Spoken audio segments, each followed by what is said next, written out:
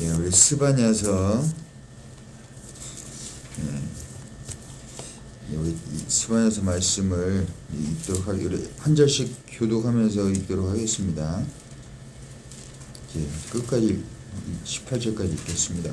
아몬의 아들 유다왕 요시아의 시대에 스바냐에게 임한 여호와의 말씀이라. 스바냐는 히스기야의 현손이요 아미라의 증손이요 그달의 손자요 구시의 아들이었더라. 여호와께서 가라사대 내가 지면에서 모든 것을 진멸하리라. 내가 사람과 짐승을 진멸하고 공중에서와 바다의 고기와 거치게 하는 것과 악인들을 아울러 진멸할 것이라. 내가 사람을 지면에서 멸절하리라. 나 여호와의 말이니라.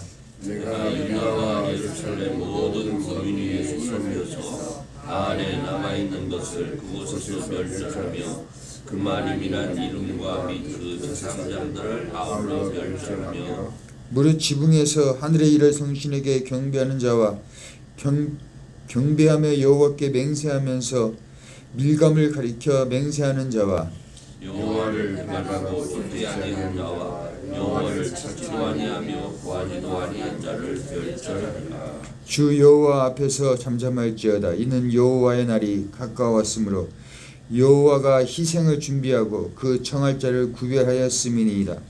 여호와의 희생의 날에 내가 방백들과 왕자들과 이방의 의복을 입은 자들을 벌할 것이며 그날에 문턱을 뛰어넘어서 강포와 괴휼로 자기 주인의 집에 채운 자들을 내가 벌하리라.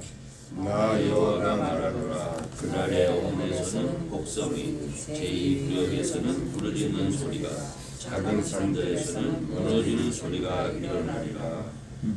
막데스 거민들아 너희는 애곡하라.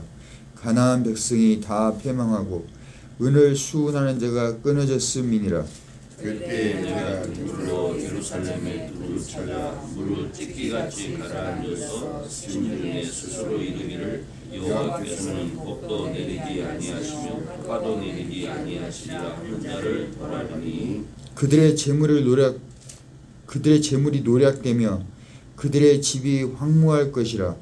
그들이 집을 건축하나 거기 거하지 못하며 포도원을 심으나 그 포도주를 마시지 못하리라. 여호와의 그날이 가깝도다. 가깝고도 심히 빠르도다. 여호와의 날에 서리로다. 용사가 거기서 심히 애곡하리로다. 그날은 분노의 날이요 환난과 고통의 날이요 황폐와 폐괴의 날이요 캄캄하고 어두운 날이요 구름과 흑암의 날이요 나팔을 불어 경고하며 견고한 성읍을 치며 높은 망대를 치는 날이로다. 내가 사람에게 고난을 내려 소경같이 행하게 하리니 이는 그들이 나 여호와를 범죄하였음이라. 또 그들의 피는 흘리워서 티끌같이 되며 그들의 살은 분토같이 될지라. 그들의 음악음이 여호와의 분노의 날에 능히 그들을 건지지 못할 것이며 이 온 땅이 여호와의 질투의 불에 삼키오리니 이는 여호와가 이 땅 모든 거민을 멸절하되 놀랍게 멸절할 것임이니라. 아멘. 예. 오늘 그 스바냐서에 나와 있는 이 말씀에 보면 하나님이 그 신원하시는 날, 하나님이 이 세상을 심판하시는 날에 대한 그 말씀이 나와 있습니다. 그래서 오늘 이 말씀 가운데 하나님이 우리 살고 있는 이 지구를 심판하실 때 썼던 이러한 그 표현들이 다른 성경에서도 물론 강하게 나오지만 이 스바냐서에서는 더 강력하게 나옵니다. 여기 보니까 사람만 심판하는 게 아니고 짐승, 새, 바다의 고기까지 악인들, 거치게 하는 것들, 이 모든 것을 이게 진멸한다, 심판한다 이렇게 말씀하고 있습니다. 그러니까 이 말씀은 이런 심판을 선포한 적은 구약에 한 번 있었습니다. 그게 바로 뭐냐면 노아의 홍수 때 바다에 있는 그 고기들까지 다 내가 심판하리라 하는 이 표현은 노아 홍수 이후에 그 하나님께서 그 심판하시겠다는 그런 말씀입니다. 근데 제가 이 말씀을 오늘 이 심판에 대한 말씀을 이렇게 준비하면서 하나님이 왜 이렇게 화가 나셨을까? 하나님이 왜 이렇게 화가 나셨을까? 이것을 생각하면서 나는 언제 화가 날까를 한번 생각해 봤습니다. 하나님의 마음을 이해하기 위해서 나는 언제 제일 화가 날까를 생각해 봤습니다. 제가 우리 자녀들에게 또 아니면 우리 아내나 다른 사람들에게 내가 정말로 그 사람을 위해서 좋은 걸 준비해서 그 사람에게 주려고 이렇게 준비를 막 해놨는데 그 준비한 당사자들, 우리 자녀나 우리 아내나 그 사람들이 내가 이렇게 애써서 준비해 놓은 것에 대해서 싫어하고 그것을 거부할 때, 내가 이렇게까지 준비해 갖고 당신들을 위해서 이렇게 해줬는데 그것을 싫다고 발로 찰 때, 그때 준비했던 그 사람의 마음이 어떻게 되겠습니까? 화가 나겠죠. 화가 나요. 하나님께서 우리를 위해서 구원을 베푸시기 위해서 예수 그리스도를 보내시고 예수님을 십자가에 달려 돌아가게 하시고 우리를 위해서 영생을 주시고 그렇게 했음에도 불구하고서 그것을 하나님을 믿지 않는 사람들, 그 사람들을 향한 심판입니다. 그 사람들을 향한 심판이에요. 여기에 보면 구약에 하나님이 그 심판하는 그 심판을 보면 이스라엘 백성들은 하나님을 예배하지 않았던 적이 없습니다. 이들의 삶은 항상 하나님을 예배하는 예배가 있었어요. 그럼에도 불구하고 하나님께서는 이스라엘을 향해서 이렇게 지금 심판에 대한 메시지를 하고 있는 것입니다. 그렇기 때문에 우리가 지금 하나님을 예배하고 있는데 이 메시지가 누구를 향한 메시지냐면은 사실은 하나님을 믿는다고 하는 사람을 향한 메시지거든요, 이게. 근데 여기에 보면 5절 말씀 가운데 이런 말씀이 있습니다. 여호와께 맹세하면서 밀감을 가리켜 맹세하는 자. 이 말씀이 있죠. 그러니까 지금 하나님께서 우상을 섬겼다고 이렇게 이야기하는 것은 물론 우상을 섬겼지만 우상을 섬기면서 동시에 뭘 섬겼다는 거예요? 하나님을 예배하면서 우상을 섬겼다는 겁니다. 그러니까 이스라엘 백성들이 그냥 우상만 곧장 섬긴 건 그런 적은 없어요. 우상을 섬기면서 하나님을 섬기는 거예요. 이것이 죄라는 겁니다. 이것이 죄가 되는 거예요. 제가 어제 신문을 읽으면서 어떤 분이 글을 썼는데 그 글을 읽으면서 제가 속으로 이 사람이 크리스찬인가 크리스찬이 아닌가 그거를 이제 제가 이제 글을 읽었습니다. 그러면서 그 사람 글을 2번, 3번 이렇게 읽어봤어요. 이 사람이 교회 다니는 사람인가 안 다니는 사람인가. 왜 그러냐면 그 글 속에 막 선교사님들 얘기 그런 것도 있고 뭐 마틴 루터 킹 뭐 그런 사람들도 인용하고 근데 거기 보니까 또 간디도 나오고 그 사람 말 속에 원효 대사도 나오고 그래요. 그래서 좀 이 사람 마음 속에 정말 하나님이 있는 사람인가 아닌가 그걸 제가 이렇게 조금 마음을 측량을 해봤습니다.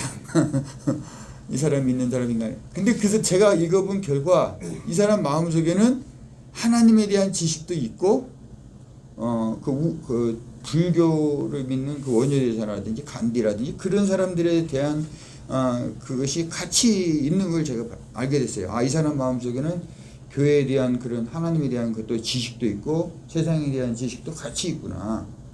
그게 죄라는 거예요. 그게 죄인 겁니다. 그러니까 이 사람은 제가 볼 때 하나님 믿는 사람이 아니에요. 결론은 그 마음속에 하나님에 대한 그런 지식은 있을지 모르지만 하나님을 믿는 것이 아니고 그 하나님에 대한 것도 조금 하나님도 이런 좋은 말씀을 하셨구나 이런 원유 대사도 이런 말씀을 하셨구나.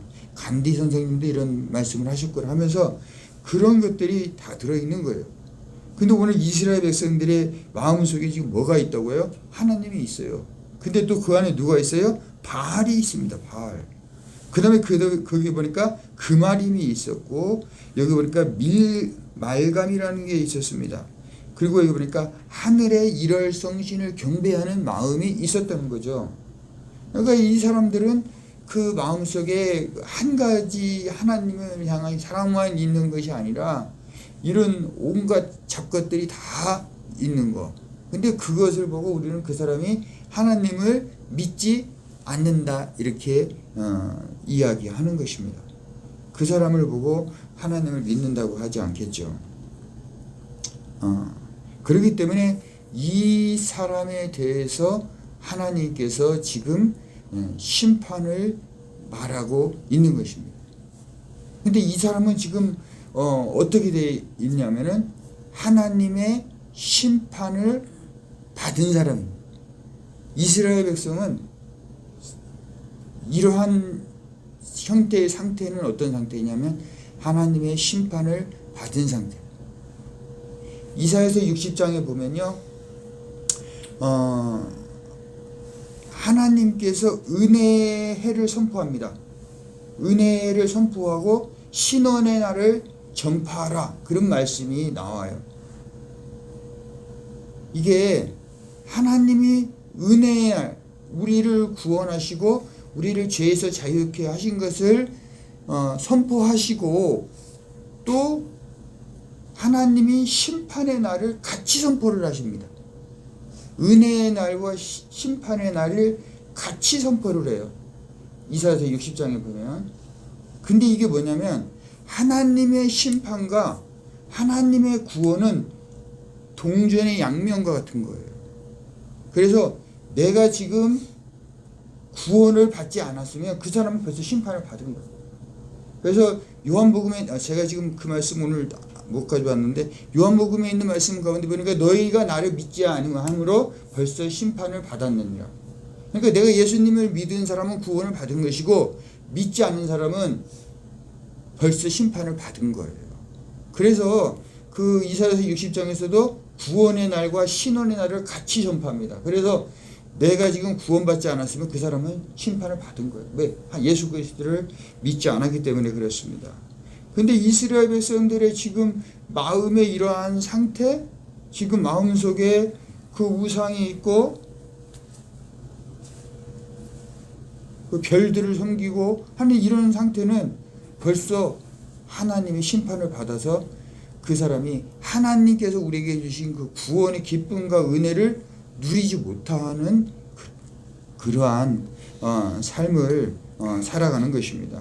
그래서 이 스바냐서에서 지금 1장에서는 지금 두 가지를 이야기하고 있습니다. 하나님께서 왜 이렇게 화가 나셨나? 이거는 그 마음속에, 사람들의 마음속에 하나님 외에 다른 우상들이 있기 때문에 그렇습니다.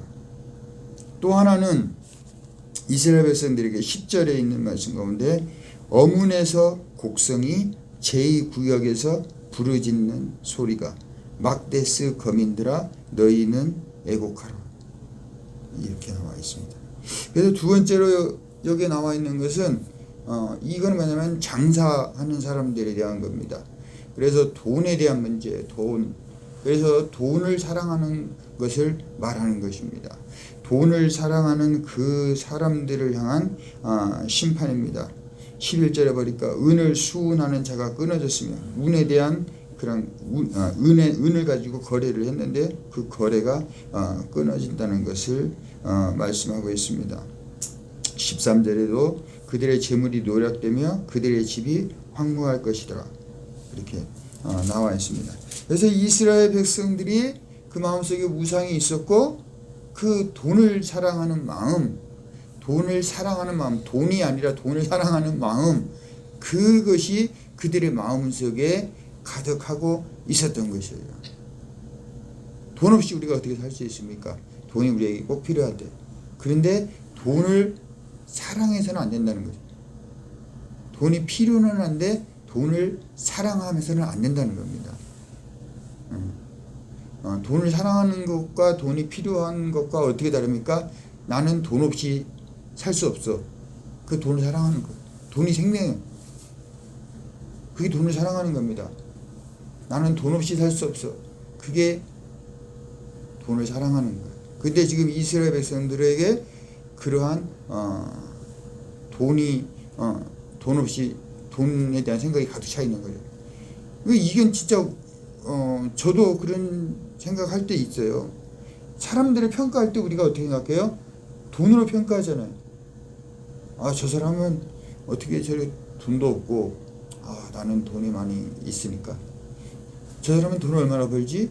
그런 거 우리 자꾸 생각하잖아요. 저도 그렇게 생각해요. 돈도 못 벌면서 그런 생각해요. 저 사람 나보다 돈이 더 많나? 그런 생각 자꾸 하게 된다고. 그게 돈이 그 사람이 중심에 있기 때문에 그렇습니다. 저희 나의 중심 속에도 그런 돈에 대한 그런 생각이 내 속에 있는 거죠. 그래서 저도 이 말씀을 준비하면서 그런 생각을 해봤어요. 만약에 지금 내가 돈이 하나도 없어도 내가 하나님을 정말로 기뻐하고 돈이 만약에 진짜 없는 상황이 닥쳐도 내가 그 하나님이 돈이 없는 가운데서도 하나님을 지금처럼 내가 하나님을 찬양할 수 있는가? 그렇다면 그 사람은 돈을 사랑하는 사람이 아니고 하나님을 사랑하는 사람이라고 생각이 듭니다. 근데 우리 마음 속에 정말 돈이 있다고 기쁘고 돈 없다고 슬프고 그게 아니라 돈이 있으나 없으나 그것을 우리의 마음이 하나님을 향한 마음은 변함이 없어야 된다는 겁니다. 제가 오늘 원래 찬양을 이걸 하려고 한 게 아니고 다른 걸 하려고 했는데 그걸 안 가져왔어요. 사모님을 드리려고 했는데 제가 또 안경도 안 쓰고 그랬어요. 근데 원래 하려고 했던 찬양은 너의 하나님 여호와가 스가랴서 3장 17절을 찬양하려고 했었습니다. 근데 하나님께서 우리에게 중요하게 생각하는 것이 바로 우리 마음이라는 겁니다. 내 마음 속에 지금 내가 다른 의지하는 어떤 다른 우상이 있는가, 아니면 돈에 대한 것이 우리 마음속에 확 사로잡혀가지고 저 돈 없는 사람들은 조금 욕하지는 않지만 나보다 조금 밑으로 본다든지, 아니면 돈 없으면 나는 정말로 힘들겠다, 내 인생은 어떡하냐, 하나님 돈 없으면 안 돼요, 그런 기도를 한다든지 하는 그런 상태가 바로 이스라엘의 상태였습니다. 이 사람들이 하나님을 매일 예배해요. 예배 안 하는 거 아닙니다. 예배를 계속하고 안식일도 지키고 그렇게 하면서도 이렇게 했다는 것이죠.